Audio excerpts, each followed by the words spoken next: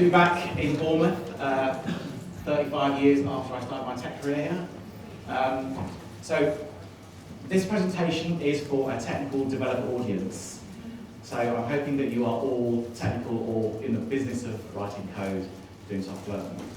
Put your hand up if you have tried AI coding assistants. Wow, that's pretty impressive. Now, I do this talk a lot, right? And not that many people have put their hands up. Now, put your hand up if you have had issues or problems or you've not liked how they worked. Right, so actually about the same that, right? Okay, good. So this talk, hopefully, is going to help you. So I'm going to cover basically, although I could probably skip over this actually, what these AI coding assistants are.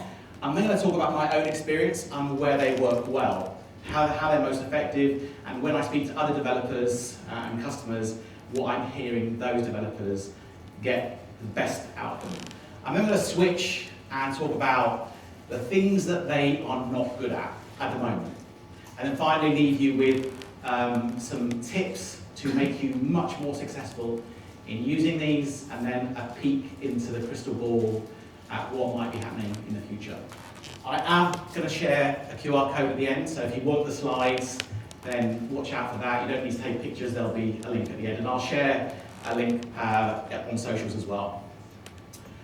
So, am I too far away from this? No. So first of all, developers, okay? Over time, if we look back, okay, to the 60s, 70s, we've evolved from using punch cards, coding in machine code, doing assembly, all the way to interpreted languages. Each time we have a different level of abstraction, our productivity goes up. But not just coding languages, the tools we use. When I first started coding, the kind of tooling was very primitive. We started having text editors, things like autocomplete, telesense, frameworks, DSLs, and now the emergence over the last sort of 5 years of low-code platforms. Okay, each of these increasing in sophistication, but also increasing productivity for developers. But developers don't just use those tools, right? We have a supporting ecosystem. So back in the day when I was doing, we were using bulletin boards, CompuServe. Then the internet came along. Internet helped create communities, silos of information, helped with Google search to find it, but then also verticals like Stack Overflow. So people using Stack Overflow, or used to anyway at this, right? Put your hand up, yeah? Yeah, okay, cool. Come on. But, for those of you who have not been living under a rock, a few years ago we had the emergence of generative AI, okay?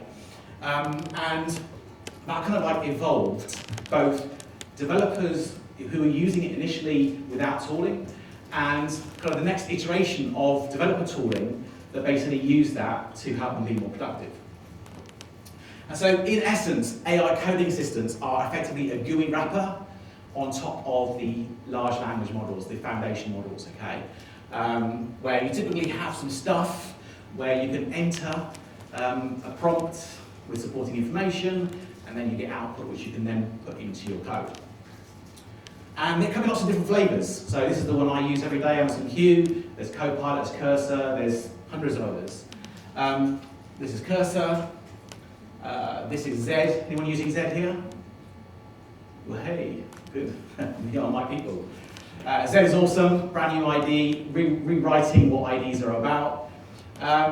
But also if you prefer command lines, they're in command lines. So pretty much they're everywhere. And every week it seems like there's new AI coding assistants being produced. The money coming out of VCs is crazy because Cursor is, I think, the most successful developer tool company ever, generating 100 million ARR. And so, of course, lots of money going in to create the next generation. But broadly speaking, they're on two camps. Augmentation, that allows you to use these tools to help you, a developer who already knows how to develop faster. And then the agentic ones, which basically, they go kind of like, just kind of tell me what you want to do and I'll do it for you, right? So there you're kind of abstracting yourself from the code. So let's talk about what these things are good at and how they're reimagining the craft of software development. And the first observation that I made, so I've been using these for about 18 months, is they actually make it easier as a software developer to experiment. And sometimes that's a good thing, right? Because in our organizations, the businesses we're working in, there's often a theme of we need to innovate as a business, we need you to think about new ideas. And they make it easier. Of course, who hasn't heard of vibe coding, right? I think vibe coding is probably a good manifestation of this. And I see this being used in a lot of innovation and R&D departments who need to quickly prototype stuff. Back in the day when you used to work with teams, they had ideas, they weren't technical, you would come to the table with mock-ups, you'd do a Figma, maybe layouts, maybe PowerPoints. Now, it takes you minutes to create a working prototype. And that's much more effective at having a conversation. I was listening to a podcast yesterday on changelog where this one company said that rather than go through the normal process they used to do, they now review 10 vibe coded applications and they dive deep into actually what they think works well versus the reality. And I'm not a game developer, but I recently just used it to create a game in an hour with leaderboards and all this kind of stuff. So, pretty crappy game, sorry Steve, it's not to your level. But, you know, I was having fun. I just wanted to see how well, and I've actually run this as a competition worldwide. I've had over 1,000 people use this tool to create games of varying degrees of quality and ingenuity. But another thing they're really good at is they're doing the unexpected. Because they have this emphasis on divergent thinking and thinking outside of what you would normally think. As a developer, you tend to use the same frameworks, the same tools, the same approach to writing code. When you use AI coding assistants, they will do it their way, unless you guide them. And so they can introduce you to new ideas, new concepts. And kind of related to that, they help you as a developer to learn new things. So there's a blog post I read, I think at the beginning of the year, negative space programming. Anyone heard of negative space programming? No, not maybe a common thing. But I thought I was sufficiently interested in how negative space programming can help you improve the quality of the code you write. So based on this morning's keynote, technical excellence, I took an application I already had and I used the AI coding assistants to say, update the code to implement negative space program. And I now learned how I could apply this, what it looked like was something I was familiar with. Very unexpected. But beyond that, there are lots of other ways which when I speak to developers, are using these tools to actually accelerate their learning. Imagine if you've done a tutorial or a workshop and you've got stuck, and you're not in there's no kind of tutor there. You don't need them anymore, right? I mean, I'm not saying don't go to these things, you should, but you can do them offline now, and these tools can bridge the gap. The next thing is automation. So people may be familiar with this. This is a KCD diagram of basically how developers decide when or when not to automate things. But the reality is AI coding tools now make it trivial to automate anything. So this is a tool I put together in about an hour that graphs my GitHub usage, clones, views, which typically I would just do manually through an Excel spreadsheet. I did this now and I've got a tool I go to, right? It's that easy. It's not just me though. There are lots of other people who are using these tools, and you see them on social media all the time, about how for them, their entry point in using these AI coding tools is to automate stuff that they typically thought was too difficult or too time consuming. And I work with lots of developers and developer communities, so I work for AWS. So I'm hearing these on an almost like weekly basis at the moment. Another interesting thing where they do really, really well, okay, as a developer, who hasn't ever in their life done a print or a console.log, right, to find out what the hell their code is doing because it's not doing it right. This happened to some code that I was writing a few months ago. It worked 90% of the time, it failed, and I couldn't figure out why it was failing. So I basically used my Amazon Q tool. I said, update the code to dump data, and then I asked it to write a debug tool to go through that data. It took about 5 minutes. It had a nice GUI I could step in and step out the data, and then I found out the issue which is a white space problem. And then I used that input to say, update the code so that it deals with white spaces. And that was it. Gone are the day where I actually now need to instrument my code with console.log or print statements. I'm not saying you can't do that, but there are better ways now. The other thing I found is that these tools, and it's not just me, I hear this consistently, is they allow you to get a lot more done. They allow you to get a lot more done because they reduce the friction of that blank page, right? I don't know about you, every developer I speak to has their own workflow. I tend to procrastinate, I tend to find out a lot of stuff, I kind of overthink things, and then I kind of rush towards the end. But now I find that these tools allow me to just start. I become less afraid of starting. And this is something I hear a lot, both in the customers that I speak to, but also when I go to other conferences and people share their experiences of using AI coding tools. This is a common thing. But you might be thinking, yeah, okay, we hear that a lot, how much? And it depends, right? So this came out from Adidas, who were one of our customers, and they come up with this framework based on what they've been seeing over the last 6 months. Okay, and there are sweet spots. So greenfield, so net new applications, is where you see the biggest improvements. Brownfield, existing code base, tech debt, unmanaged tech debt, is kind of the hardest stuff to do, and we'll come to why that is later. One of the reasons why these tools allow you to go faster, produce more, is because they allow you to stay in the IDE, right? Before, if I was running into a problem, Alt-Tab, go to Google Search, go to Stack Overflow, go to my portal for documentation, check my email, go social. Oh no, I've got to reply to that social message. There's a fire at home, I've got to deal with that, right? And so before I know it, I've lost half an hour, right? Just trying to, and I've also lost track of what I was doing. But now I can just stay in the IDE, so I reduce that context switching. And also, search has become absolutely rubbish, right? So I'm not sure about your experience with search, but for me, I have to spend more time now finding stuff on search than it takes to actually find it through a prompt. I work with a lot of big customers who've got this problem of unmanaged technical debt, and developers are very bad at doing documentation, or at least keeping documentation up to date. One of the interesting things that I've seen companies do is use these tools to help speed up the onboarding of developers to existing code bases. We've got an issue.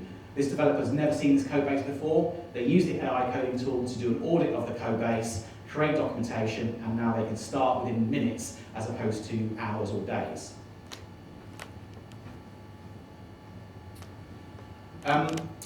Probably this is the one that this is the insight that I found that's most recent. And that whilst we sometimes ask these AI coding tools to create stuff for us, they're actually, I think, as good if not better at providing you feedback or review. So I'm going to come to it in a bit, but one of the ways that these tools work most effectively is if you give them documentation, right? Because it's like asking how do you code this without providing any other information. It's going to give you variable output. Now, creating those contextual documents can be complex, can be hard. But what I do now is I use to say, look, this is my document, this is my starting point. What am I missing? How could you improve it for this situation? And the output is actually surprisingly good. It's like having, peer review, but you don't have to wait for them. So that's the kind of stuff that works really, really well, right? And now I'm going to switch to the here be dragon, the sharp pointy bit, so you need to be wary of. And the first one is this expectation. And it's a problem that I think I tend to see in more non-hands-on, more management, who have been sold the dream, right, of using these AI tools to write better code quicker. But the reality is, this is something that one of my colleagues done. There is a sweet spot where these tools work really, really well. Beyond that, currently, where we are today, you should approach with caution. And those two areas are where, as a developer, you know something, and you can use it as a productivity boost. We call that the boost zone. Okay? Or where, as a developer, you want to learn something new. And if you go too far, if you try and learn something too radically new, or you're trying to do too much, you end up in these danger zones where these tools can be very variable. And what we're seeing is that as new models get created, the distance of this actually, the learning zones and boost zones, they are kind of like moving out. Right? So you have to manage your expectations. These things are not going to do your job for you, right? But they are incredibly useful companions when you use them within the learn or the boost context. Second one. Put your hand up if you think AI coding assistants create secure code. Okay, one person, right? Well, so I'm with you, right? I paid $20, right, a month for this. I'm paying $20. Surely it's gonna have to write secure code for me, right? No, they do not. And more importantly, they consistently do not create. So effectively what that means is you've got to trust but verify. And what this means is you have to create some kind of mechanism to review the code. In fact, one of my colleagues put this, one of the superpowers that developers are going to need to develop and improve on is the ability to read and understand code. Right? Now developers typically have done that, but they've deprioritized that, right? But now it's really important when code is being generated, you now need to get better at coming up with the experience, the mental processes to do this. This is the kind of thing this is the kind of the loop I do in my head, and it allows me, because I've done it, I do it every day with all the code I write, you can get very, very quick. But you need more than that. You need to make sure that you augment the AI coding assistants you're using with tooling that can also review and spot the issues. Because these AI coding assistants, no matter how good they are, they still hallucinate. And this is the biggest problem at the moment, okay? They invent new methods, right, that do not exist. They come up with versions of libraries that do not exist. And it's a problem, it's a hard problem to solve. So some of my colleagues, we are working with a field related to AI called formal reasoning. So actually, you go back to Dartmouth, when the term artificial intelligence, machine learning was coined by McCarthy. There was a separate strand that was looking at formal reasoning. And this is basically how he converts statements to logic, and then use that logic to mathematically prove whether something's possible or not. So we use it a lot in Amazon. But in this context, what we do, how we're thinking about this, is that if code is pretty simple, you can understand what's right and what's wrong. AIs don't, there's no intelligence in these AI tools. So we are combining the output of these AI coding tools against the formal reasoning models, and then we can say and very clearly show whether this API call does not exist. It's mathematically kind of incorrect, and that allows us basically to regenerate the request until we get something right. And that's drastically reducing how much hallucination we see. So you're going to see more techniques as other organisations start to copy the kind of things we're doing.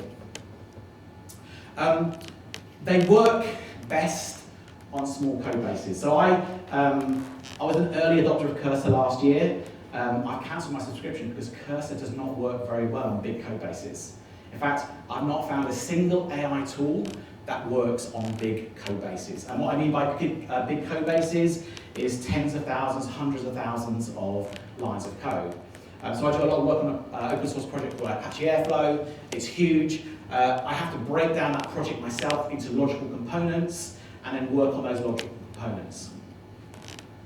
And we're seeing more and more people share their frustration with these AI coding tools. So it's something to bear in mind, and I'm going to come back to this later on. I spend a lot of time traveling, and so when you start using these AI tools, you start becoming dependent upon them, and not having them offline is a challenge. But you can run them offline, okay? You can use Olama, LM Studio, with kind of models like Qwen and StarCoder, but there are limitations. So the context window of these tools is typically very, very small, because otherwise you need like gazillions of RAM and GPUs on your laptops. So you need to make sure you keep your prompts small, and unless you've got a GPU, they're going to be very, very slow. Okay, the next one. If you use these AI tools, they're trained on data at a point in time. When you ask them for things, They're going to give you what they want based on the training data. This, unfortunately, means we are creating an echo chamber, right?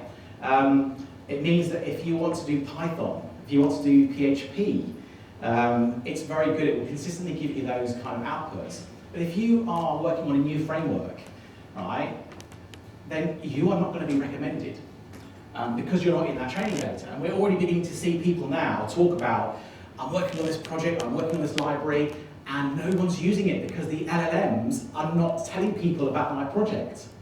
So there is a worry, okay, that we are kind of reducing the diversity of the tech that we might be using.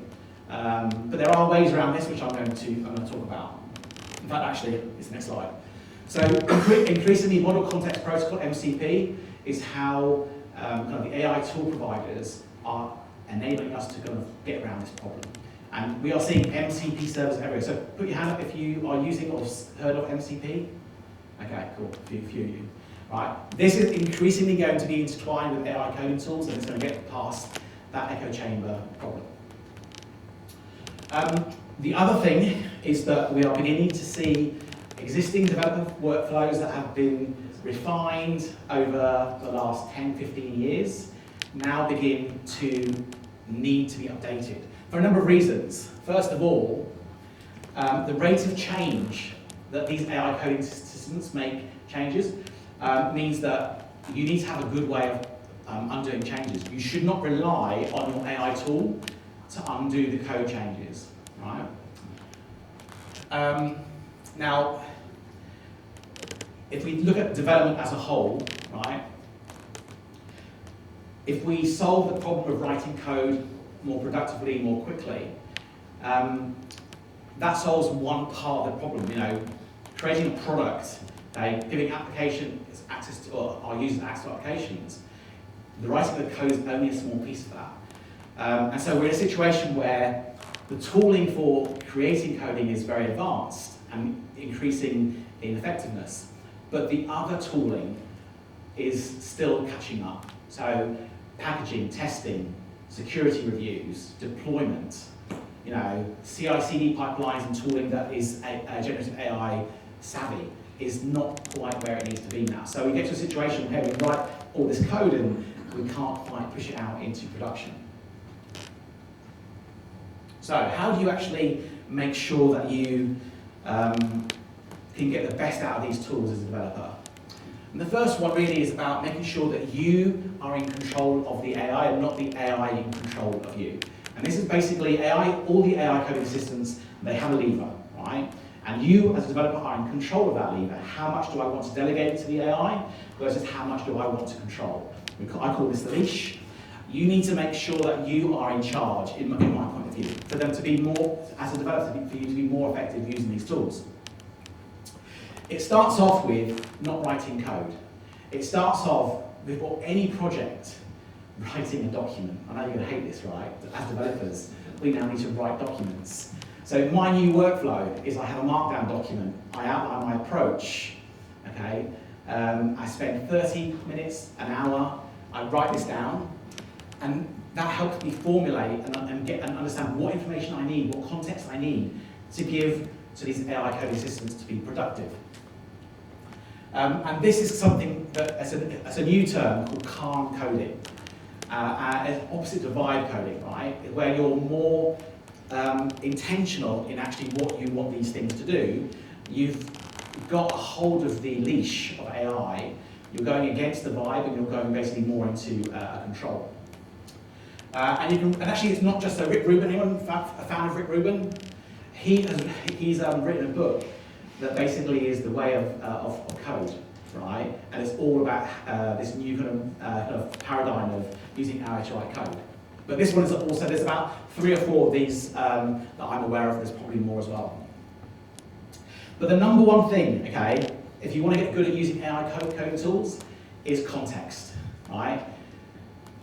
If there's one thing you take away from this talk, it's I need to make sure I understand how context works.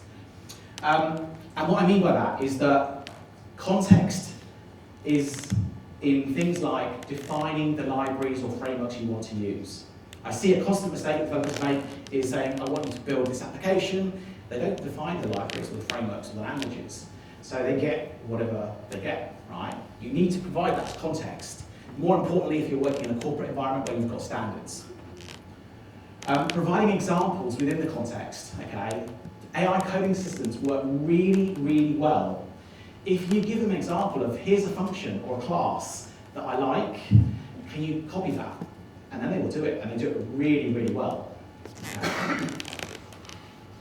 But, like all good things, okay, quite often when developers are using these tools, they're providing information, they overshare, they overprovide, and this leads to something called context rot. And what context rot is the context is the amount of information you can provide the underlying LLM. And when we break down all the kind of information we're giving, when we start off, everything is all okay. But then we start kind of like over-giving information, defining our PRDs, our architecture diagrams, our coding standards, and we get to a situation where we exceed the context window of the tools we're using. And at that point, what happens is that these AI coding tools give you junk. So managing context is important to reducing context rot. Okay. So the next thing is you need to make sure you break down complexity, right? These AI coding tools are not good at big problems. They're really good at solving small problems. So do one thing and use tools and new libraries that help you break down your complex problem into smaller issues. Okay, I've got to speed up. These AI coding tools work best when you make small changes. And this is a theme, I've talked about it already. You need to make sure that you master, as you're using these tools, how you read and understand the code that you're creating. Don't leave it all to the end. And just a second time, reviewing code is going to be the superpower of developers. Now, no one has ever mastered a tool by using it once, and one of the things I see developers do is they use it, and as you all put your hand up, you think, it's rubbish. Okay? There is this thing I learned when I was at PwC.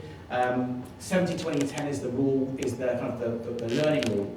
You learn 70% of the stuff you do by doing, 20% by doing training courses, and 10% by going to kind of like peer-to-peer and community type activities. So if you learn 70% of the stuff by doing stuff hands-on, as a developer you should be using these tools every day. Because if you don't, you're going to be in that situation where you've used the tool once and you thought, this is no good.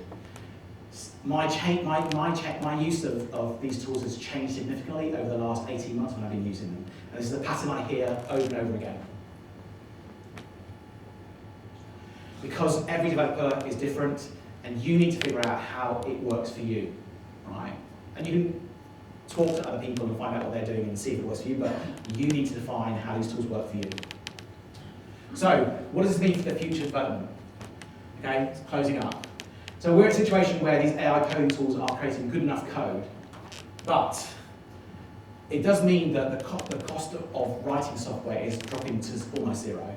So we don't know what that means, but one possible scenario is it's going to lead to hyper-customized software. So software being cheap, we can create software, we can work with a business, and we can create infinite versions of applications, which today we don't do because of cost and time.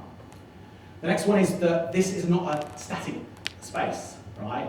We are always evolving and kind of improving what these tools do. And so the question is, what comes next? And what's coming next is specification-driven development, where we write document specifications. People are already beginning to write about this, and that specification drives the code generation, not prompts. Okay, so you start writing specifications, and then the code changes automatically, and we're seeing that already. Secondly, is we're seeing new manifestos. This is the Amplified Dev. There are about 3 or 4 of these, and they are beginning to start to say, if you want to do AI coding, this is how you should do it. In the same way that Heroku defined the 12-factor manifesto back in 2013. And then I touched on this, inner loop being the software development process, outer loop being the deployment piece. All the work is currently being done on the inner loop, but we're now beginning to see more stuff happening in the outer loop. So this is the tool I use, Amazon QCI. Effectively, it's on the command line. So this is bridging the gap. So I write the code, I ask this to deploy it for me, and it does it for me. I guess I want to finish up with basically about what's the thought about junior developers, right? Well, depending on this is the CEO of GitHub. This is the who's this guy? Yeah, from Hugging Face. What's interesting, okay, is that younger people are beginning to see AI coding assistance as a gateway drug to software development because it's lowering the barrier, increasing the interest. So actually, it's doing a much better job at making development exciting for younger people than anything we've done before. So I think the future prognosis for development is good. But one thing I do want to leave you with, what no one is talking about. Right, I work in open source, spent over 20 years doing this. So IP is an interesting topic, but currently, okay, it requires human authorship to assign intellectual property to something.